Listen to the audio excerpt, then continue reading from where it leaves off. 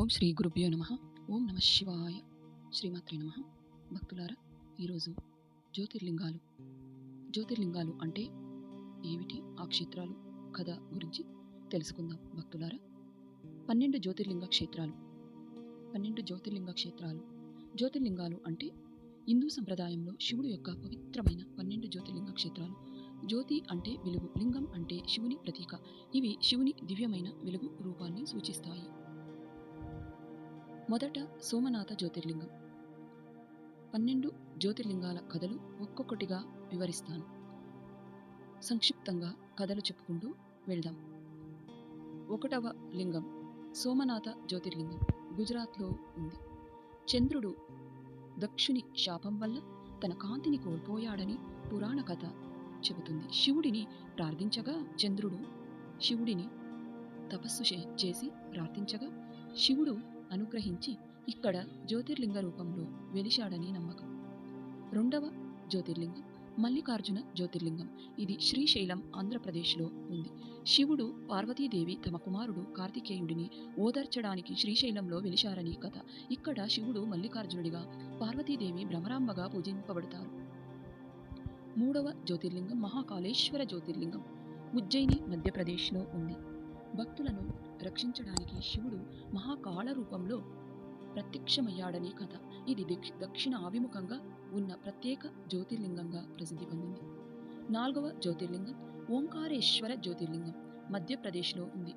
వింధ్య పర్వతుడు శివుని తపస్సు చేయగా శివుడు ప్రసన్నమై ఇక్కడ జ్యోతిర్లింగంగా వెలిశాడు.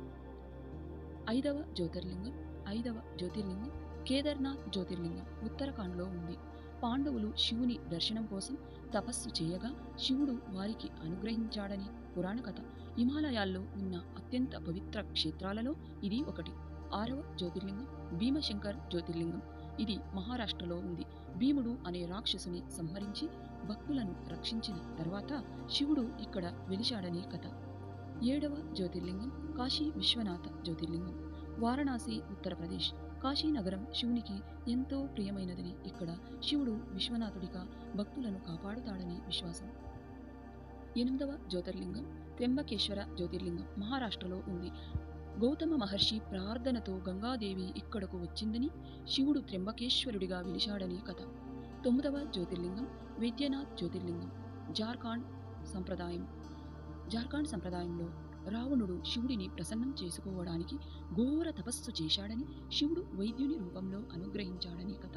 10వ జ్యోతిర్లింగం నాగేశ్వర్ జ్యోతిర్లింగం. గుజరాత్లో ఉంది.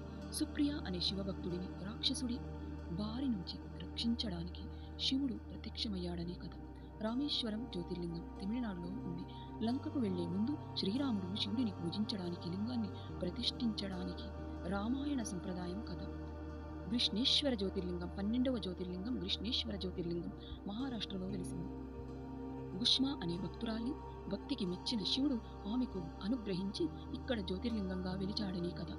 ఇవి ప్రధానంగా పురాణాలు, భక్తి సంప్రదాయాల్లో చెప్పబడే కథలు. ఈ కథ మీకు నచ్చినట్లయితే లైక్ చేయండి, షేర్ చేయండి, సబ్స్క్రైబ్ చేయండి. ఓం నమః శివాయ.